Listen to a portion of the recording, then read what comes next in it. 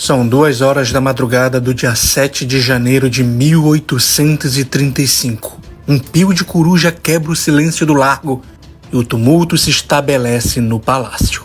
Dezenas de vultos irrompem pela frente e pelos lados. Olhem! É ele, o malhado!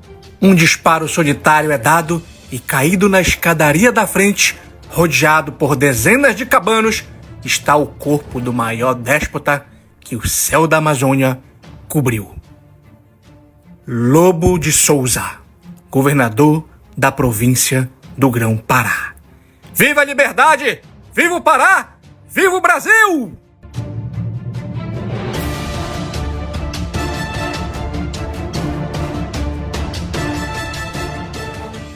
O monumento que fica na porta e saída da capital belenense tem todo um significado e que deve ter o nosso respeito. A revolta da cabanagem, que aconteceu de 1835 a 1840, é considerada uma das maiores e mais violentas revoltas da história do Brasil. E alguns historiadores já afirmam em dizer que foi a única revolta que, de fato, o povo esteve no poder. As causas foram a grave crise social e econômica da região. E que cenário era esse? Muita pobreza, miséria ao extremo, escravidão, e as pessoas morriam por malária, febre amarela, e um dos maiores conflitos era da população local com os portugueses, sobretudo os comerciantes, que tinham muitos privilégios. Não esqueçamos que o Pará, esta província, foi a última a aderir à independência do Brasil, 15 de agosto de 1823. Nós comemoramos essa data aqui.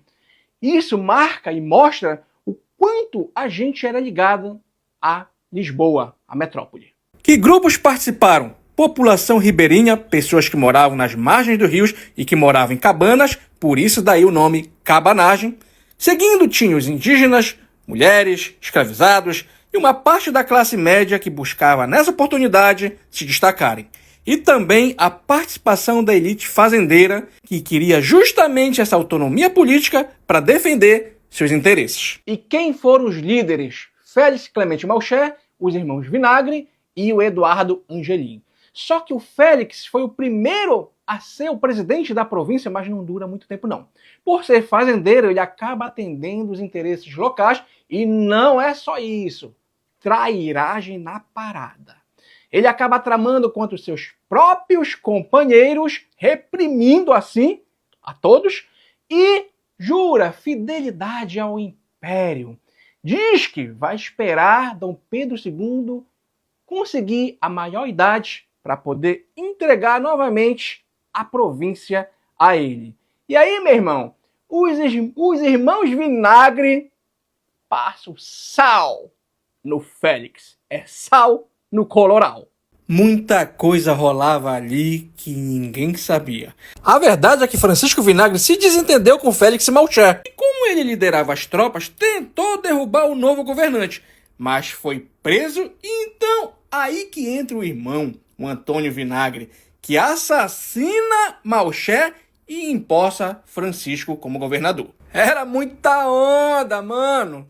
Mas sempre tem que ser o diabo desse macho. O Francisco também já ia fazer uma leseira. Ia entregar a província para o Império. Essa nova não. E aí o irmão dele, o Antônio, que era o comandante lá do Forte do Castelo, já tinha se retirado com as suas tropas, primeiro para cá, para Icoraci, bebia aquela água de coco e tal. Já estava em Mosqueiro, curtindo ali numa boa, quando ele diz, o quê? O cavalo mordeu tua cabeça? Só que um detalhe, mas o Antônio regressa para cá, para Belém, e leva o farelo, o destempero.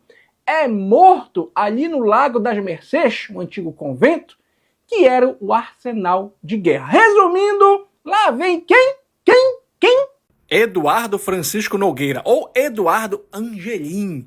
Apelido dado comparando a madeira por ser muito resistente. E o Eduardo entrou logo de carrão de cena. Bati. Proclamou o governo republicano independente. O pessoal gritou logo, hoje vai ter DOCA! Teve não, meu irmão. Durou cerca de 10 meses. O Eduardo tinha apoio popular, mas não tinha um apoio político. E aí o movimento foi enfraquecendo, tanto que Eduardo foi capturado em 1836, e aí o governo central retoma o poder e usa de extrema violência para aqueles que ainda insistiam na revolta. É nesse momento que os cabanos fogem para o interior do estado. E tem uma parte da história que poucos sabem. A gente teve a oportunidade de, ao invés de tomar um tacacá às 5 horas da tarde, era para ser chá. Como é que é? Deixa aí nos comentários. Eu quero saber, que aí eu faço um outro vídeo para vocês. O que a gente vê aí para o não sucesso da cabanagem? A gente vê aí as divergências entre as lideranças, a questão bélica, as armas, a diferença em possivelmente treinamento entre uma população que fez parte da revolta civil com as tropas imperiais, faltas de recursos, entre outras coisas. É importante dizer que alguns historiadores falam de cerca de 40, outros 100 mil pessoas morreram nesse conflito, dizem que até mais, e que foi um verdadeiro extermínio. A cabanagem mexe até hoje com o imaginário da gente. Não só pelo fato de a gente imaginar se tivesse dado certo, mas também com o folclore. Na minha família, que é de Vigia, existia uma história no sítio da minha avó de um dinheiro enterrado. Inclusive é um dos pontos centrais aqui do livro que eu escrevi. Aonde uma visagem aparecia, e apareceu para minha mãe, dizendo aonde estava o dinheiro ali enterrado. E aí a gente vê lugares como Vigia, Cametá, Barcarena, entre outros, para onde os cabanos se refugiaram, sempre tem essa história de dinheiro enterrado. E aí é o contexto histórico. Eu fico com duas opções. Ou eram as famílias abastadas que, sabendo que os cabanos estavam chegando, enterraram o dinheiro, ou os próprios cabanos que saquearam aquelas casas e quando as tropas imperiais chegaram, eles também enterraram para depois vir buscar. E aí, o que vocês pensam sobre isso, sobre todo esse processo, essa revolta que foi a cabanagem?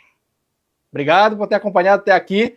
Compartilhe esse vídeo, curte, porque esse deu trabalho.